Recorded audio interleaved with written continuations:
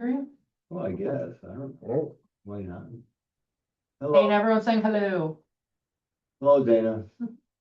All right, She's like, leave me alone. just to recap, the town of Ossining, who we dearly love, they need to be in this room at 7:30. Okay. So we're gonna try to do everything we can. Unfortunately, we have a very abbreviated Yes. agenda. The State Street isn't showing up, which I thought they might, and the Main Street, the reason Main Street.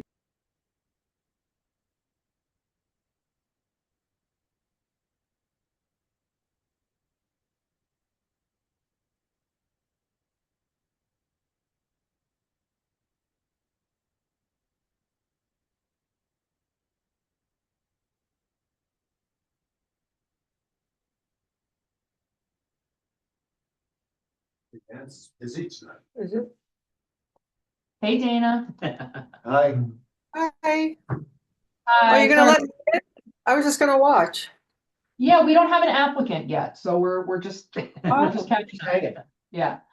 So that was late breaking news, but then the application that came before the planning and HPC last week, which is the infill building at 209-211 Main Street, I think is the address. So while we were here, we had the completion of that discussion, which was, it'd be nice if we could vote for you next week. And then we found out at the table in real time, that because it hadn't been noticed appropriately, we would not in fact be able to do that. So we have what we need from their team, but we didn't notice it properly to the public, which would have enabled you to vote today. So you will see them again at the end of the month and then again at the beginning of March. Okay. all right, that should be cool. All right, it's 7. And let's see, I guess we can commence the meeting. And is the applicant on board yet? No, sir. If the applicant doesn't show up in another 5 or 10 minutes, I guess the question is, do we bother to review this application without the applicant here, who is required to be here per the bylaws of HPC? The board's practice in times past has technically been, if you would like to review it, you're certainly welcome, but you can't take action unless they're here. Okay, so I propose, well, first of all, I guess we should start the meeting. I propose that we start the meeting. Should we start with the roll call or pledge allegiance? Let's start with the pledge. Pledge allegiance to The flag of the United States of America and to the republic for which it stands, one nation, under God, indivisible, with liberty and justice for all. Okay.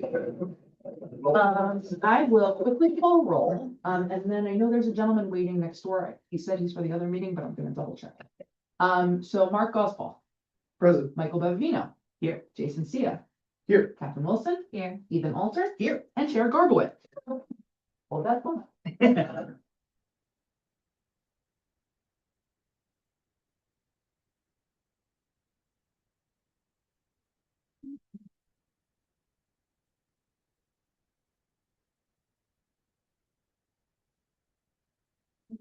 By the way, while we're waiting, I mean, is there unanimity that it makes sense to have us meet with the BAR when we have projects like State Street? Because it does make it more efficient for the applicant, for sure. Mm. I was thinking it makes it more efficient for us, but it's actually quite the opposite, because now we've got maybe 2 meetings to go to. Yeah. Does anybody have an issue with that? I'm not sure that it was that it's necessarily more efficient for us. Oh, that's good to hear. I think it's more beneficial for the planning board than anybody else, because I think that they appreciate hearing probably what the HPC has to say about the application, because they're also the ARB and charged with commenting on aesthetics and architecture. So I think that they're very interested in that, but because of the way the application timing works, it just means more submissions for the applicant. So it's not necessarily beneficial to have to appear before the HPC because you don't have enough time to respond. So like, if you guys had given comments at our meeting last week, we still wouldn't be able to address those like in the timeline for submission. Like, it's not like we pick up any additional time in there. So I think it's candidly the most beneficial for the planning board, but not necessarily the applicant. Well, that's good. I mean, we're talking about having these joint meetings. I wanted to correct myself. I think offhandedly, I said it's sufficient for for us, but it's not. It's actually more work. You need to go to maybe 2 meetings in a Unless- month. Unless the HPC could, rule or, Vote at the meeting. vote at the I meeting, see. then it's, I think that could be arranged, right? Because we notice it, we have a quorum of both Yeah. boards. I don't see any reason why not. And I think that's what we had contemplated at the beginning. But then I think what we thought that the simpler piece was already concluded that maybe you need to break off. I'm not Yeah. sure. But we can talk about handling it that way in the future to sort of, to your point and to everyone's point. Maybe then we don't have a March meeting if you don't have any other applications, something like that. I appreciate what Michael's, we're talking about having these joint BAR HPC meetings, and I was thinking it's more efficient for the applicant. Michael, of course, being an applicant, I mean, we have it from the horse's mouth and other perspective on it, which is interesting. I can only say that when we did the Opera House, which is a job that preceded you, I went out of interest, not because I had to the subsequent BAR meeting. This was after we had approved it, the HPC. And I thought maybe this does get to your point. A lot of people on the BAR were hesitant to approve it. And they felt almost pressured because HPC did it, maybe we should. And I guess maybe that gets to your point, but I could easily have seen how that meeting, and I have to say, particularly if I hadn't been there, and not that I said anything remarkable, but I guess it gave them an extra measure of insurance, just go ahead with it, because I got the feeling that otherwise they may have just said, gotta change this and this, and come back again. And so if that were the case, it would be less efficient for the applicant. They have to come back again, and there is feedback that HPC gives that maybe BAR isn't aware of. And that's the reason this whole joint idea came about. But so you're saying at least it makes it more efficient for the planning. yeah, but I board. think, I think if HPC was able to vote at those meetings and, That would solve everything. yeah, like we have basically the applicant needs to come back here for the Main Street Right. project, Just to re-listen to the comments already made. yeah, and for us to vote again, Mhm. so. Well, I'm all for that. If we can vote at a BAR meeting, I understood by bylaws or something, we can't, but that's okay. Well, it's not just their meeting, it's yours too, right? Because you Yeah, have a quorum and it's advertised as a joint meeting, so, they can't chime in on your vote nor you theirs, but it's everybody's meeting. You could take a vote. Do we have For to sure. say something now to put it on record, or other than the meeting minutes, or what do we do? So what I will do is I will bring this back to Stuart, and make sure he's comfortable that this is something that we can do. I'm not sure. I think the reason why this particular application, and I don't want to speak about 34 states, I think it's a little bit different. But the application where, most of you all were here last week, everybody said, we're good. We have a couple outstanding questions, but we're comfortable voting. We'll see you on Monday. The reason why that was not possible was not just because it wasn't an HPC meeting, it was because they have never been before the HPC formally. So they needed to actually put in an application. Oh, to be that moved is- forward. So that's a little bit different. But the other one. No, they had been before HPC. They had not. No, Main Street? They had not.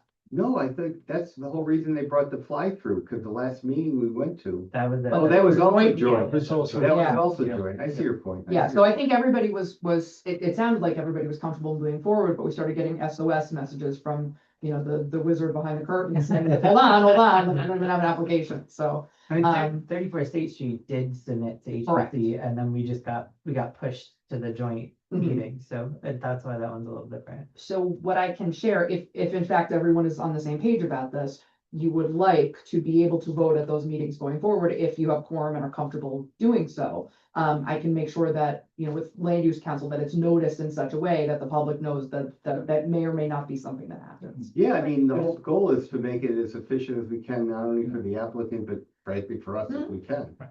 So we want to make it easy for people to, get stuff approved. Now, I assume there are issues that would come before us, but would Or not need to denied. go before Or the, denied. and the other way Right. around. So we Absolutely. would need to, it requires some coordination to figure out, if we're having a joint meeting, Mhm. so that we're not sitting through matters that are. Oh, no, that's good. They're very good in that they let us, our joint projects go first. That's what you're talking to. All right. But I think I understand also, right, because like, let's say in this particular example, everyone's gonna be back at the same table end of February. That's technically the planning board meetings date, but if it turns out that our applicant for tonight, 22-24, who still has not joined us, does not join, and for whatever reason they need to adjourn, then you folks don't have to come here for a March meeting just to vote on that project. You will already have been able to do so while But you're sitting at the otherwise, planning board. otherwise, we typically would go into two meetings, because there'd be something on both agendas. Yeah. Yeah. And something we were talking about a little before everybody showed up and before we started the live meeting, was, we try really hard to be cognizant of the fact that everyone on land use board is a volunteer. So to the degree that we can sort of, keep you from, coming out on nights that you don't need to and really maximizing your time with us, we really do try to do that.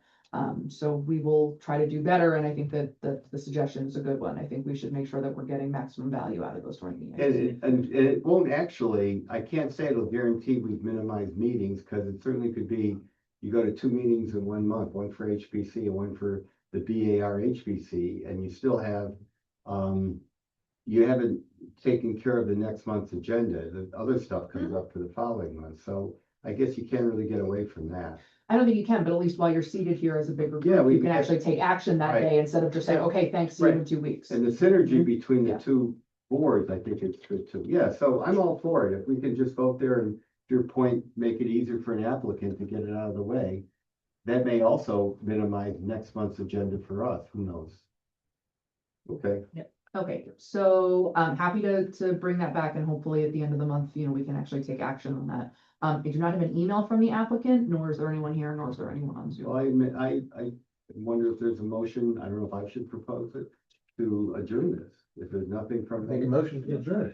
Okay. I second it? second. Okay, so there's not, I think it was useful to me, if nothing else than this, because I think that that's a whole new process now for HPC to be reviewing things. And as I said, from my experience with the Opera House, that was, that was a good lesson. Mhm. Okay. Yeah. Is, If you didn't bring it up, I was gonna say, what was our point of having I a think the bilateral point is meeting we if we're can- not able to do anything? Right. Mhm. No, I think it's a point well taken, and like I said, we don't want anyone to feel like, they're coming here to just hear something and then have to hear it again before they can, do anything with it, so point well taken. okay, and, listen, one last thing, I guess, before if there's a motion to adjourn.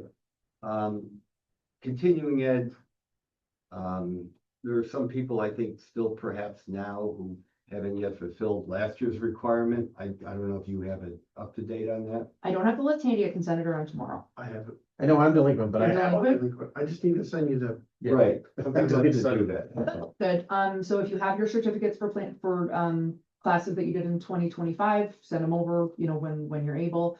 I know we also talked about, just another reminder, we have $20 or $200 per member per year. So if there's anything that really tickles your fancy out there, all you have to do is pay for it and then submit the invoice, and as long as it's land use related, we will refund you. And the only other thing related to that is, for what it's worth, we've got this requirement now, if you haven't seen it, to do the cybersecurity thing, which I personally think is a good idea to take. And then there'll still be those other 2 recurring human resource and armed gunmen. Workplace violence prevention and sexual Yeah. harassment. All right, so that comes later on. All right, so I think we've taken care of everything unexpected. I'm Every glad we were able New to York talk about State this other issue. I just took last week. I know. Yes, so do I. Oh, you did? Friday, I finished on Friday. Well, I think this board has almost 100% compliance, so I Wow, very much alright. appreciate it. On that, there's a motion to adjourn, is that what I heard? Yep. And a second? I seconded. Now for Michael, we are adjourned, thank you. Thank you. Nice. Well, Well, nice to see you. It'll be a W review.